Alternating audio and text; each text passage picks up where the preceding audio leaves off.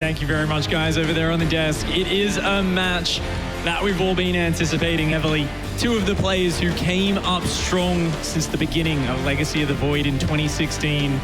Two of those players who've made it to the BlizzCon top 16 in the world before. They've played a lot of matches against each other. And it's going to be a big Protoss versus Zerg match. Roddy, are you excited for this one? I really am. I mean, to me, this is almost a classic all-star matchup already. These guys have been around forever. They both made it to the global finals. Elazer actually used to have like the milestone. And we're like, oh my God, can anyone ever do this again? He made it to the semi-finals of the global finals. That was obviously the record for quite some time when it comes to non-Koreans in StarCraft 2. But then good old Jonas Satala came along and he's like, no, guys, you can actually just win it. It's doable. But yeah, these guys, they've been around. They've both won stuff. They are both a little up and down from time to time. But I feel lately they're both on the up and up. Should just be a really fun best of 5. All right, here we go. It's going to be map 1 on Thunderbird. And up here in the top left-hand side, in the blue, the Zerg player representing Aggo Esports. It is Elazer.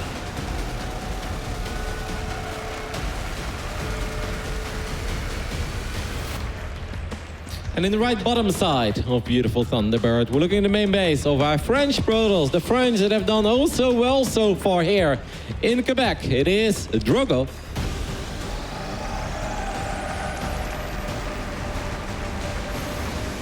I mean, maybe we are starting to run low on Canadians, Pick. We've got a lot of Frenchies over here, okay, that are still doing very well in this tournament. Clem is in the round of 16, Drogo is in the round of 16, Denver is in the round of 16, and I think I'm forgetting one more. Stefano, of course, is currently playing against Massa. I mean, so there is at least something of a French connection happening over here. Indeed. I think there's a lot of players to cheer for. And right now, I mean, Drogo, a lot of eyes on him, of course. He's a passionate player. And definitely those emotions run high with him. So win or lose, you're going to see a big response from him out there on the stage. Does go for the immediate wall off out front. Wants to secure 3 bases immediately. Interestingly, Elazer went for a 15 hatchery here. Roddy, any idea if that's kind of a new meta or something? Because you can't really block the hatchery very quickly here. Maybe just anticipating like Drogo sending one of the very first probes across the map and trying to block the hatch? Actually, Drogo played a lot of PvZs just a month ago or something when I went to Italy together with the Muslim to cover the finals of the 2nd season of the Clash StarCraft 2 Invitational. And Drogo did it almost every single game where he would send his first probe immediately and he wouldn't even wait to build a pylon. No, just send it immediately, and he would actually block hatcheries quite often. So maybe Elazer has done his homework. He took a look at a couple of those games and he's like, well, that wasn't that long ago. I highly doubt that Drogo never wants to do that again. But I think Drogo did not do it on Thunderbird. I think that's the only map where he does not do it. You know, it's a slight economic sacrifice for Elazer, but definitely showing that he does not want to let the hatchery get blocked in this series. That's a big disruption, and especially if you're planning on doing some adept harassment, rotating around, oracles diving into mineral lines, and using that mobility, it makes it so hard for the Zerg player to reinforce between the 3rd base and the main with slow units, slow queens, Zerglings, not able to deal with that mobile harassment if you can force them onto that 3rd base nice and early. So instead, Elazer much more comfortable with this setup. But Drogo not really committing anything to the pressure early on. Himself playing a very economic opening, very soft, just scouting with the Adept. It's already heading home, and Oracle's starting to pump out. Yeah, I'm expecting a lot of double or triple Oracle. I know that Drogo has been practicing this quite a bit, and I feel like it's really funny, right? Ooh, that's a relatively quick lair, by the way. I mean, we know Elazer can be a little aggressive. It doesn't have to be anything crazy, guys. 330 can just be like, well, he's expecting multiple Oracles, and maybe he just wants to get a quick lair out of something, but keep a close eye on it. But what I think is so cool about this opening is that there's so much focus, right, on these Oracles, and then maybe the Phoenix that shows up as well. But they often sneak 2 Adepts to the other side of the map. And then the defense against the Oracles is sometimes even really on point. And then 2 Adepts shade into the natural. And those 2 Adepts, they are the ones who get like 7 drone kills, you know? So that's going to be very important to keep an eye on. I actually think Elazer is going to knight this pick. Yeah, he's building a lot of queens right now. Zerglings in production as well. Just a big pure queen Zergling Nidus potential could come out here. No Roach on a Bane Nest, but you don't really need it. Drogo's gone for an exceptionally fast 3rd base. That's like a 3-minute 30 3rd. Suspicious. You look at that Overlord. I don't trust that Overlord. I don't either. You can tell when it's up to no good. It's kind of the same as when there's a probe that you can tell is about to cannon rush. An Overlord that's there right in that edge. Those are the two adepts that I mentioned, but obviously Drogo is going to need something at home, man. He really has no vision at all of that Overlord in the left bottom side. He might see it soon that there is a Nidus network, but this is one of those moments where if I would see this, I'd be like, yeah, what do I even do? You know what I'll do? I'll do absolutely nothing. So he knows. Do you recall everything? Drogo, you got to bring these home, man. You really got to bring these home. It doesn't matter how many drones you kill. Okay, it drops the Revelation. So at this point, he knows. He's going to Chrono Boost out of the Immortal, obviously. Run the Adepts, run. He has to stop it getting up. There is way Zealots too much Zerg. Oh no, the Adept's not going to make it home. Does go for a quick recall, but they both go down. Oh my goodness, that's so painful. He needs Adepts in the main base, I think. I think you keep the Immortal here, but you need Adepts in the main base. Excuse me, Zealots. Because Zealots are good against Nidus networks, but he has no vision at all of the corner of his main base. He's just overwhelmed right now. There's too much Zerg, Roddy. I don't know how he can possibly get a defense. He's got an Immortal, a Shield Battery, and 2 Oracles that are out of energy. Nope. He's going to have to evacuate this main, but he's got so little production right now. But even if you evacuate the main, what are you going to work with? And 2 gates and a Robo, is that it? I mean, these Oracles are eventually going to run out of energy. The 2 Zealots are going to put in some work. There is a battery. Oh, it's such a shame that the Immortal was out of range with the shield battery, by the way. But I look at all these queens, and I just don't see these queens ever going down. And that is a very painful pylon to lose as well. Yeah, Queen's even going to deny the mining on the 3rd. Drogo shut back down to 1 base mining. And a lovely play here from Elazer. One of the biggest maps in the map pool. One where it's hard to do a traditional assault. So Elazer going completely all in with the Nidus Worm. Masses of Queens and Zerglings. And Drogo here was opting for the greedy route. Scouted it just a little bit too late in this match. There are still over 50 Zerglings and 8 Queens that have taken literally 0 damage. That obviously means that the longer these Queens are around, the more energy they'll get as well, and the harder it is for Drogo to kill these Queens. And this one is all over. There's no other way to put it. Once again, you're playing the round of 16 rather, of a very big event, so nobody ever wants to leave too early. But this is impossible, Pick.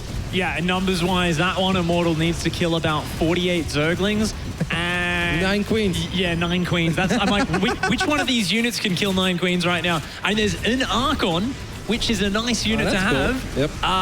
But, you know, there's no Prism to juggle that or anything. If it gets surrounded, it'll still go down very quickly to Zerglings. I mean, he's actually trying to repower this slowly but steady. These Oracles are still alive. I must say that Drogo's doing a really good job. And with the 1 Archon, I don't want to say that I believe, because I still don't really believe. Now all of the Queens are going to unload in the natural as well. But maybe we can send everything back to the main base. Well, now the Queens are going to go back into the main base again. Nidus networks are beautiful, aren't they, Pig? He's about to connect the creep from the main base to the natural of his opponent. I think, indeed, it was over there. Drogo does throw in the towel, but just a lovely, aggressive opening from Elazer. A bit of a gamble. If that gets scouted early, the Oracles get home with enough energy, they can stop the first Nidus Worm popping up. By the time the second one starts going down, you've got an Immortal out. It stops it getting up. If you stop him ever getting the Nidus up in your base, Elazer is way behind there. I honestly think that the moment he saw it with the Adepts, I'm not sure if he actually saw it, but I think he did, but he definitely saw it with the Revelation. First of all, he should have shaded the Adepts twice, right? He only shaded once, I think, and then he ran home. But I think you need to always warp in Zealots in the main base. Because where is it most likely that you get Nidus? Obviously in the main base, because that's the most deadly. Zealots are very, very good against Nidus networks, obviously, because Zealots have a lot of DPS. The Immortal, the Robo is in the natural. So you don't need to worry about your natural, because the Immortal is always going to pop out. We'll always take care of that. Exactly. I think first things first is secure the main, then secure the natural. Who cares about your third? The third is not important at all. Yeah. You can totally lose that because your opponent is super all in. Unfortunately, Drogo just started doing all of those things a little bit too late. And I must say, I give him a standing ovation for how long he was able to survive with like 3 or 4 units. But yeah, that was just no winning that. Yeah, tough situation there. And a nice way to open up the series there for Elazer. We actually had Drogo tweeting just earlier saying that the previous night, before yesterday's day of play, he had 10 hours sleep. He came in really rested, feeling good. And in his words, he played some of the worst StarCraft he has all year. And he felt like he barely scraped through, and he was very lucky. He said last night he slept terribly, 3 hours. And he came in and he's played the best StarCraft he's played all year. Couple of 3-0s to get to where he is right now. Just massively confident play against the likes of Lambo. Really high-level opponents. So Drogo here, it's a tough start to the series, but he's looking focused out there on that stage. Yeah, he 3-0'd Soul today in his opening match, or 3-0'd Lambo and then 3-0'd Soul, something along those lines. Drogo has played very well. But this man, he was cheeky, and he grabbed himself a quick 1-0 lead in this best of 5. On the right top side, we're looking at the finalist of GSL versus the world. It is Elazer.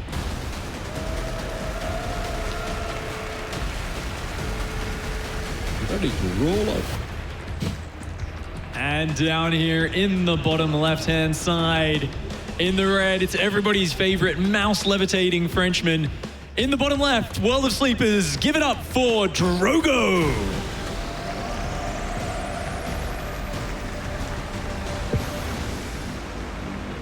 Quick update as well, that other series that started at the same time as Special versus Has, Stefano did win it. So Stefano is actually in the quarterfinals of a WCS event in 2019 pick. I think that is absolutely fantastic. And guess what? He is playing another ZvP tomorrow versus Special. That's gonna be so cool. Dude, that is exciting.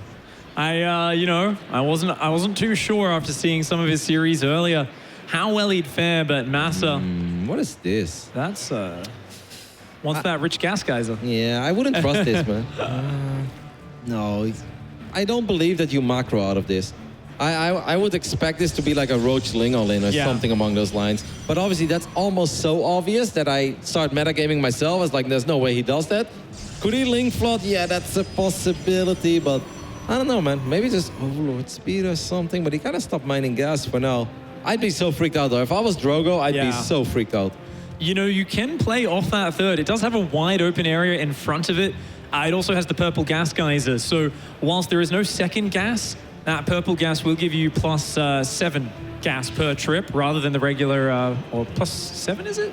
Rather than 5? It's a lot. Don't do this to yourself, Vic. Oh, no.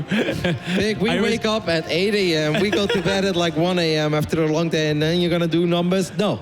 Just don't. Oh my God, I'd be so... Okay, is he just going to get link flooded here? He must be getting link flooded, right? Yeah, non-stop. Elazer is embracing the full NA. I saw a sign in the audience. I saw going full NA. Well, this is as full as NA as you're going to get. And I think that Drogo just missed something. Does he have a unit at all? Okay, yeah, one adept is here. But he's got to shade that back to the front. These probes aren't a threat in the main base. He needs a battery, mate. Oh my God, full NA. Ultra full NA. He's pulling the drilly boys. Yep, he's going to drone drill. If he has no battery here, so dead. He's so dead if he doesn't get a battery. Okay, so for anyone who's new, those can actually par through units. Even if there's a unit in the wall, the drones will be able to slide through that by clicking on the minerals and attack the adept from behind. No, you don't have to do that. Oh, you can even come from there. Yeah, but... On this map, yeah. I mean, oh my God. You need to double mine both of those patches to open up the back door. 300 IQ. It takes 4 mineral trips. Done. I'm literally done. This is the smartest thing I've ever seen in my life.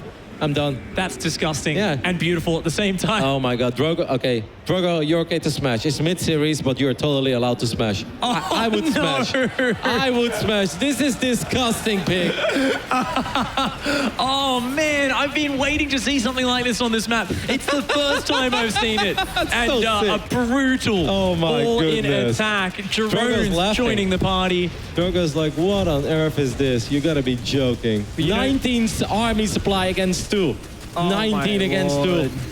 This is ridiculous. Wow. How have I not seen this yet before, Pig? I know someone has done it, don't get me wrong. I know people do this kind of stuff. Insane. You know, it's so funny. So many people haven't been doing it because those mineral patches are 10 minerals each and it's double layered. People have said, oh, it'd take forever to drone that down with just 1 or 2 drones. Elazer says, who cares? I'll pull 6.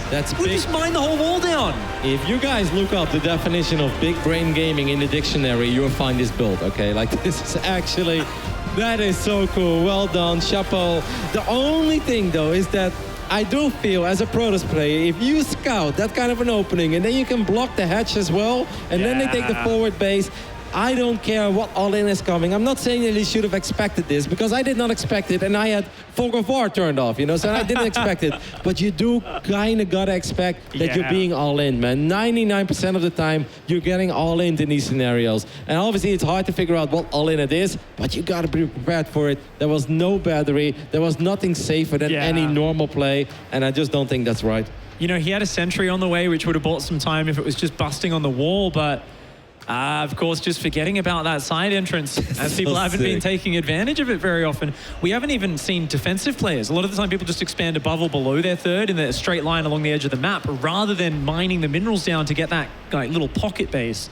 So That is ridiculous. a naughty build from Elazer takes the 2-0 advantage. And man, that is such a big momentum shift in this series. We thought we were going to see a back and forth series of kind of, you know, sketchy games at some point, but this was a new level. This is not what I expected at all. I've seen a lot of things in my life, Big. It's so funny, right? Because I feel like somebody tried something along those lines on Thunderbird, and it completely failed, and it's like, yeah, okay, that's cool. It just all takes a little bit too long, and it's too obvious and stuff. I have legitimately not seen it yet on this map. And I actually thought that he could have just drilled through, but then again, there is a sentry, then a force hood could buy time, then Warp Gate could finish up, and another sentry could come. I mean, this absolutely was big brain gaming. I love it. I mean, it's disgusting, but I do love it. All right. He's got a chance to clean sweep this series and get his spot in the quarterfinals. He's made it to the top 8 of every tournament so far. Up here in the top left-hand side, in the blue, the Zerg player with some cheeky builds. Let's see if he can pull out another one. It is Elazer. Yeah. Should I even bring up that long interview he gave about how he's focused on his macro-oriented styles, or shall we just forget about that one for now, Pick? In the right bottom side, we're looking at the Frenchman. He needs some help. He's having a very unfortunate series so far. If you guys like Protoss, if you guys like Drogo, make some noise for Drogo. The double intro, nice. With a spin, let's go. That's some style right there. And this is his chance to start bringing it back. Drogo, renowned for his Protoss versus Zerg play, showing some spectacular level in his previous matches, and is going to need to just stabilize here. Really, that's all it's about. It's about, hey, I've got to get warmed up. I've got to find my footing in this series. A Nidus Worm, game 1. A cheeky Speedling Flood with the back door being mined down in game 2. Now, Pick, it's not even that long ago that you were still super competitive and that you were going to all these tournaments. Because I would really feel as a player, you're now hopping into Triton, that this best of 5 hasn't even started yet. Like, it truly kind of feels like that. Like, they haven't even really started yet. They haven't shown us that much yet, but you're down 0-2. How do you deal with this mentally, man? Like, I would go nuts. I know that for myself. There's no way that I could stay calm here. Yeah, I think you and me both rather emotional players when we play the game. You know, we ride the highs when it's going well, and sometimes we crash and burn when things aren't going too well. And I think if you're the coach here, the team manager, you know, someone who's on Drogo's team, you're kind of looking at this and saying, oh, I'm worried because Drogo is such a volatile player emotionally in the past. You know, we saw it in that previous round, you know, with that slam on the table and that sort of stuff. But he's got a smile on his face after that last match, and it gives me hope for him just clearing his mind and resetting. At this point, you need to abandon the mentality you had going into the series. You cannot play overly safe. You can't clamp up. That's the hard thing, right? People often think, okay, you've been all in twice, just play ultra safe, just play ultra safe. No way, you've got to win 3 maps in a row now. You can't afford to play ultra safe here. You actually need to play more unencumbered than ever, more intuitively. You need to just bring out the builds you're best with. Don't be afraid to take a risk here or there, because you don't win 3 games in a row against someone as good as Elazer by playing the most generic, safe StarCraft. Yeah, I think the most important thing here is just try to get in a situation that is somewhat familiar, right? Try to get a couple Archons out, which is obviously the game plan here. Try to get a drop going. Basically, try to play some StarCraft and take it from there and just somehow forget about everything else. Exactly. But at least make sure you're starting to play an actual game. Because, of course, the previous 2 games, they are actual games, but that's also so hit or miss. You swing for the fences, and sometimes it's a home run, and sometimes it's nothing. So far, it's 2 home runs for Elazer. That's once again a relatively quick lair, but I cannot imagine him going for another Nidus, so this time I actually think he's going to play standard. And it is going to be that lovely DT into Archon drop from Drogo. And a really clean build order with it. Just 2 gateway units out, going for the sort of delayed wall off. And I'm really curious to see how Drogo does this. I saw a little bit, I think it might have been Hellraiser, who was doing the 4 Archon drop, 2 prisms kind of dancing around. If that catches you off guard, a little undefended, it spirals out of control really quickly. Definitely, this is one of these build orders that kind of floats in and out. Remember though, Warp Prism, 1 reduced pickup range. It's also cost slightly more minerals. That's a lot of links though, by the way. Like, I kind of wonder why he's producing so many links of 45 Roach drones. really late, isn't it? Do you reckon he's just looking for a cancel on the third? Yes, I think it might actually, I think that's what it's going to be. But you kind of need a Nidus for that, because otherwise you're not going to be able to run these units to the other side of the map, right? Yeah, I think the Roaches are defensive and the Lings will backstab. Oh, yeah, that's he's actually a cool idea. Yeah, as long as he gets detection up. Whoa, where's the Sport Runner? There is an Overseer somewhere. He's gonna but click the hatch. What if the Overseer is offensive? Okay, it's not. There's not a lot of DPS here. He could click that hatch, but he's actually just going to engage the Roaches and Queens. There's not enough damage output. Oh, 1 DT does go down. That's nasty. Drogo would that's have... 2 DTs going down. Oh, that's really awkward. That slows down your morphs. Back at home, Elazer does snipe the probe, but good Adept Micro. I love the way they just slide into that crack between the minerals, and they do end up holding off those Zerglings. The third base getting down on time, very important. Wait, what? Why did he just wipe in 3 more? So now he's got 5 DTs. And he showed it as well. So he was going to do the 1-2 punch, right? So I think Drogo was initially planning to do 2 Archons come back into the main base. You pull the Roaches and the Overseers up as they get to their main. 4 DTs run into the third, you hit both mineral lines at once. It's a huge commitment, and now you've just shown your hand. It's super awkward. He still has the 1 DT poke on the third, but Elazer should not be caught out by this. This should be a rather easy defense for him, and the moment he's safe against this, we're going to see him hold down that drone key and go right up to 70 workers. I must say the good news for Drogo is, though, that he was at least able to get that Nexus up, right, on the other side of the map. If that didn't happen, then it would be a true disaster. These Archons, they do finally start connecting a little bit. That's a tiny bit of damage here and there. It's not much, but it does start adding up, and Elazer is making a lot of Roaches. Jeez. You know, he got 2 DTs early. He hasn't taken a lot of damage, just a couple workers. And a Nidus Worm even goes down as well. Elazer wants to close this one out quickly, fearing Drogo's late game and realizing that there's potential weakness here in the early stages. He's just going to hold down the Roach key and reinforce with the Nidus. Yeah, he's most likely going to pressure the front, and he's going to have a Nidus there. But then I think the most important thing for Drogo is don't let a Nidus go up in your main. Like, obviously, losing this Nexus would be absolutely deadly, but losing all of your probes in the main or natural, that would be 10 times worse. Yeah. Because if Drogo gets 3 or 4 Immortals and a Warp Prism out, I would still say there is some hope. But how many Queens do we have? Because I'm sure that Elazer is going to bring some Queens. It's actually only 4. So I do feel there's a lot of micro potential for this Warp Prism, right? Yeah, absolutely. That Warp Prism is one of the most important units here. A dive forward here from Elazer. Just slams into that army. The shield batteries are finishing up, but an Archon gets focused down. The second Immortal not quite here. Those Zealots warping in, very important units. Whenever the Roaches run forwards like that, they take a lot of Zealot hits. Main base, oh no, there is a Nidus going up in the main base. That barrier was activated already as well, and that 1 Immortal on the right side. No, Drogo move commanding. Okay, he does save the Immortal, saves the Archon too there, but he just has no units, right? He's got 3 power units here, but that's all that Drogo has to offer, and I do believe that Nidus network went up into the main base, and this is where it gets so painful. The Contaminate as well, Roddy. Oh, it's actually halting the Immortal production. That's the one thing standing between Drogo and elimination in this tournament. It's the Immortals with that production frozen, and the Gateways getting depowered in the main as well. And this Archon and this Immortal fighting like a hero at the third, but the energy's depleted. The shield batteries are out, and the Immortal goes down with the 2 Immortals in the main trying to put up a heroic defense. But there's just too many Roaches here. Probes being forced into the fight. Never a situation you want as the Protoss player. Elazer does not mess around today, Piggy. He's up over 60 supply, and he may very well say, victory is mine, as he's close to the 3-0 over here. I'm sure those are the words running through his head right now, because it's certainly looking like that, Kevin. 140 supply for Elazer. And just, this was a great way to play. We always know how dangerous a big Roach push is after this Archon drop opening, because you've got only a few power units, as you said. You don't have the power of the Sky Control with something like a Void Ray overhead. And the contaminants. It's really cool. I mean, it's unnecessary at this point. He's styling. Elazer has done it, guys, and this is a very, very big victory for him. There will not be a BlizzCon for Drogo, but this man is absolutely still in the running and may have very well secured it already. We don't know what's happening in the other matches, but this is massive for Elazer. That there to win so decisively, so one-sided in the round of 16. It shows his preparation, his strategies that he brought in here.